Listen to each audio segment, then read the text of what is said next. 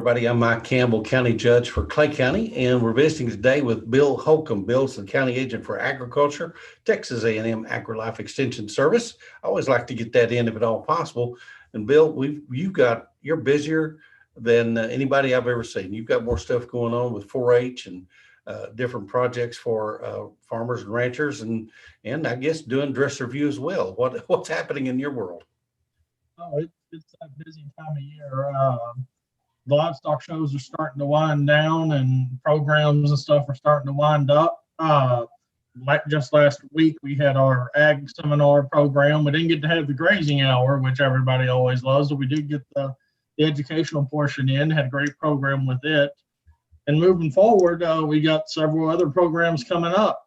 Next Tuesday, Bob Lusk from Pond Boss will be coming here, and at 6 p.m. over at the Wells Fargo building. We're going to be having a pond management seminar. We did this for 2 or 3 years. When I first came up here, coming out of the drought, people were real interested in it.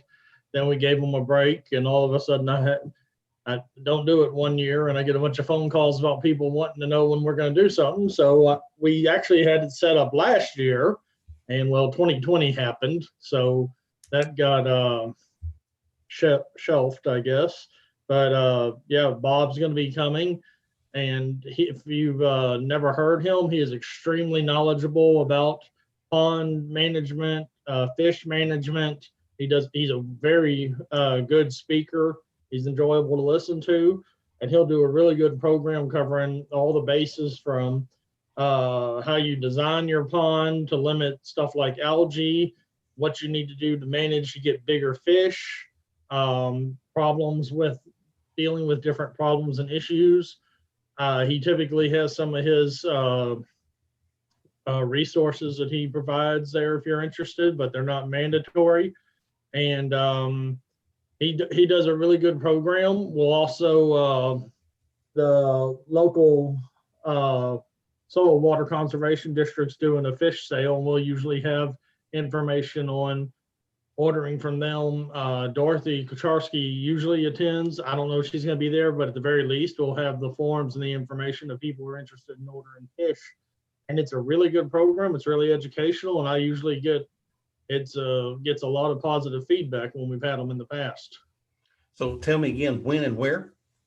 6 p.m. It'll be 6 p.m. at the Wells Fargo building on Tuesday. What'd that be? March 23rd. Okay. All right. I got it on my calendar. I'm going to be there. All righty. We'll be glad to have you. I'm still waiting on approval. We may or may not offer CEUs, but I should get that cleared up today for sure. And if we do, it'll be $10 if somebody needs a CEU for their private applicator's license. Moving on from that, I don't have a date hammered down because there's a lot of other things up in the air, but I know with the winter storm and everything we had, there's a lot of people worried about their yard, worried about their ornamental plants, their trees, etc. So sometime probably that first week in April, I'm looking at doing a horticulture workshop. I've done one in the past that was well attended. We'll be talking about plants from recovering from the freeze and all that stuff, but we'll also be talking about general lawn care, tree care, ornamental plants for this area, pest management, all that type of stuff. It'll be a good educational workshop for homeowners, and it'll deal with a lot of problems. A lot of people get intimidated sometimes by lawn care or taking care of plants and stuff. And I mean, there's a book that I read once called The Right Rose, the Right Place. And that's just kind of how it is with everything. If you get the right plant in the right area and with the right level of maintenance for the individual who's growing it, I mean, it can be as easy or as complicated as you want to make it.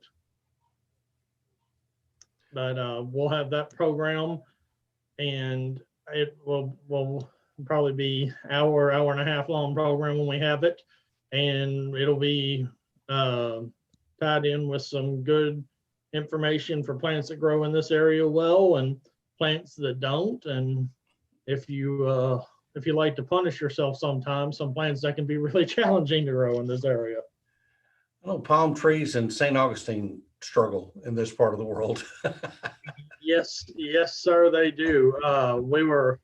We actually, was it Sunday, we met my wife's grandmother in Wichita to eat at the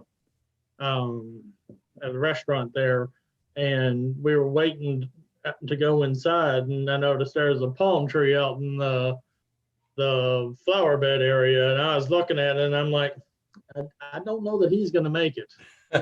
We're a little north for palm trees. But I know some folks that are trying. The only thing I know that does really well is mesquite trees. Mesquite trees seem to be okay.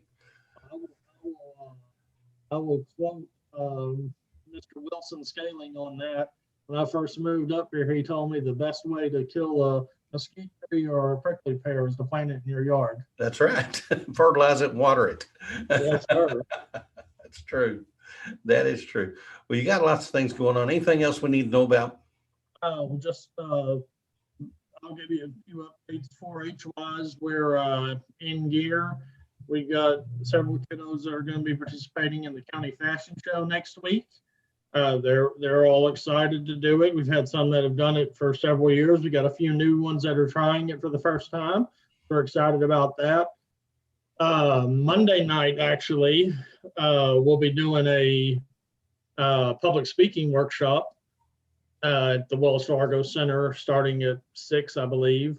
And obviously it's geared towards 4-H, but anybody that wants to come and learn about things you can do to improve your public speaking skills, which I am by and large a very big advocate that public speaking is one of the best things we teach in 4-H. It's a skill you'll use for the rest of your life, whether you're a stay-at-home parent or you're in the corporate world. I mean, it doesn't matter. You got to know how to speak in front of people for one way or another.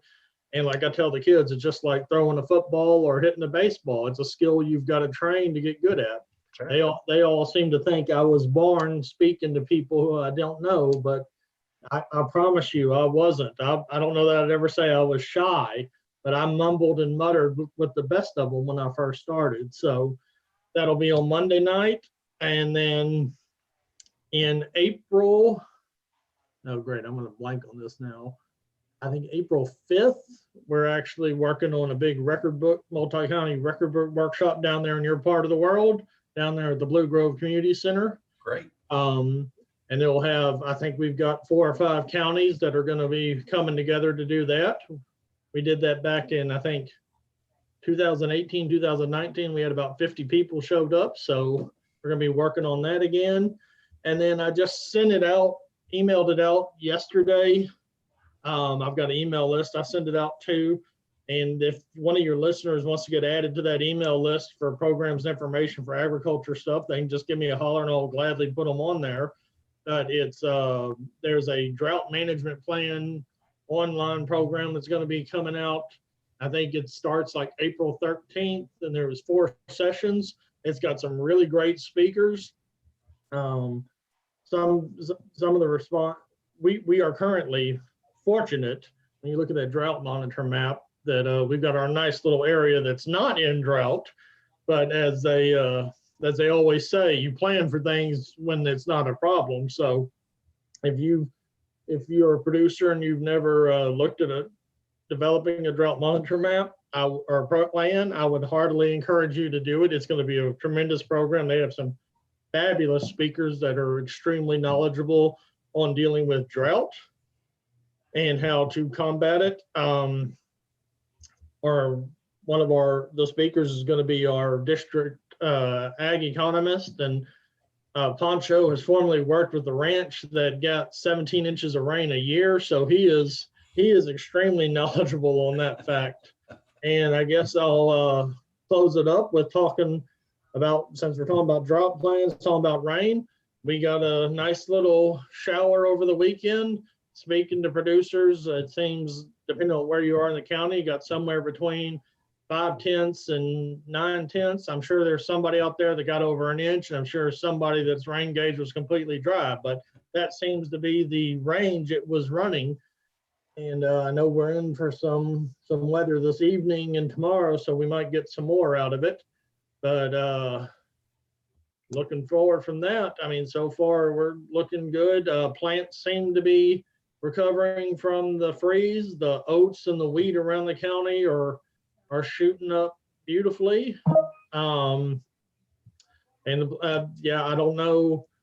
I've gotten a few calls lately asking about yards. Yards are going to be slower coming out and greening up just from the cold. If you put your pre-emergent out, they may be a little more delayed that even then. The zoysia, buffalo grass, Bermuda grass should all be okay. If you've got a San Augustine yard, you're going to need to watch it.